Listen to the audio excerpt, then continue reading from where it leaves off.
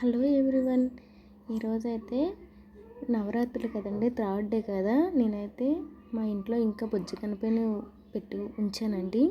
ఈరోజైతే సాంబార్ అన్నం అయితే ప్రసాదంగా పెడుతున్నాను, మీకు కూడా చూపిస్తాను. ఇవ్వండి, మా పిల్లలకైతే స్కూల్ నుంచి రాగానే రాగిజావ అయితే ఇచ్చేసానండి. కాసేపు నానబెట్టాను కదా రైసు.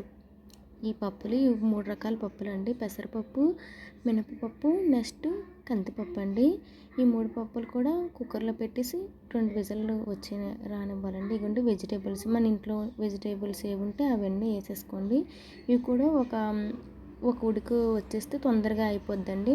అలా అని చెప్పి ఉడకబెట్టేసుకుని పక్కన పెట్టుకున్నానండి. ఇందులో పసుపు, కారము, కొంచెం సాల్ట్ వేసేసాక ఇగోండి ఈ వెజిటేబుల్స్ ఉంటాయి కదా, ఈ వెజిటేబుల్స్ కూడా వేసేయాలండి. ఇగో కొంచెం ఒక పెద్ద నిమ్మకాయ సైజ్ అంత చింతపండు అనమాట వేసేసుకోండి. ఇగో సాల్ట్ వేసాక కొంచెం కలిపిడమండి.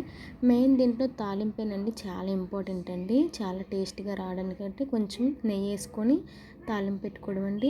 లాస్ట్లో చిన్న బెల్లం ముక్క యాడ్ చేసుకోండి. నెక్స్ట్ పచ్చికర్పూరం చాలా అంటే చాలా తక్కువగా వేసుకోండి, చాలా బాగుంటుంది. ఇదిగోండి థర్డ్ డే కదండి. నేను ఎప్పుడు కూడా 3 డేస్ అయితే వినాయక నవరాత్రులు అయితే చేసేసుకుంటానండి. బట్ ఈ ఇయర్ అయితే థర్డ్ డే శుక్రవారం వచ్చింది కనుక నేనైతే 5 డేస్ వరకు పోస్ట్ పోన్ అయితే చేసేసుకున్నానండి. 5 డేస్ వరకు మా ఇంట్లో అయితే బొజ్జి కనిపి ఉంటారండి. ఇంకా మా ఇంటికి ఒక గెస్ట్ అయితే వచ్చారు. నేను ఎవ్రీడే కూడా ఒక 6 మెంబర్స్కి డైలీగా అయితే ఫుడ్ అనేది నేను వండుతూనే ఉంటానండి.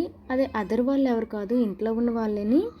బట్ ఈరోజు ఇంకొక అబ్బాయి కూడా యాడ్ అయ్యారు. ఇంట్లో అయితే బాస్మతి రైస్ అయితే అయిపోయాయండి. నార్మల్ రైస్తోనే వెజిటేబుల్ బిర్యానీ అయితే చేసాను. ఇంకా వెజిటేబుల్ బిర్యానీకి చేస్తే ఏదో కర్రీ కూడా ఉండాలి కదా, మష్రూమ్స్ అయితే తెప్పించానండి.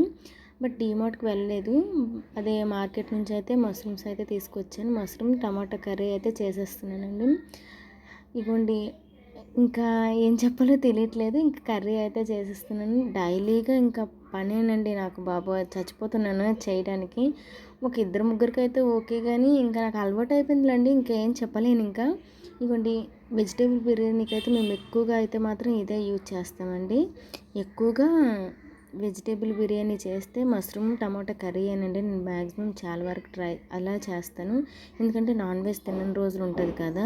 ఇదైతే తొందరగా కూడా అయిపోద్దండి, అలా అని చెప్పి ఇంక వేరే విధం అయితే కాదు. ఇగోండి సాంబార్ అన్నం చేశాను కదా, నైట్ డిన్నర్కి అయితే మాకు ఇగోండి అప్పటికే చాలా వరకు టైం అయిపోయిందండి. ఇంకా ఇంట్లో పూజ చేసుకొని ఇవన్నీ చేసుకునేటప్పుడు నేను టైం అయితే అయిపోయింది. మా పిల్లలకి చదివించుకుంటూ అలా ఇంకా మా పాపకైతే లేట్ అయిపోయింది కదా, 9 అయిపోయింది అప్పటికే. అలా అని చెప్పి నేనైతే తినిపించేస్తానమ్మా అని చెప్పి పెట్టేశాను. తనకు కూడా చాలా బాగా నచ్చింది. మా అబ్బాయికి కూడా ప్రసాదం బాగా నచ్చింది. ఫీడ్బ్యాక్ ఒకసారి వినండి. ప్రసాదమా బాగుందా? మార్నింగ్ అయితే ఇలా సింపుల్గా పూజ అయితే చేసుకున్నానండి. మీకు ఒక ప్రవచనం వీడియో లింక్ అయితే పెడతానండి, ఒకసారి విజిట్ చేయండి. లైక్ అండ్ సబ్స్క్రైబ్ చేసుకుని మర్చిపోవద్దండి ప్లీజ్, ఓకేనా?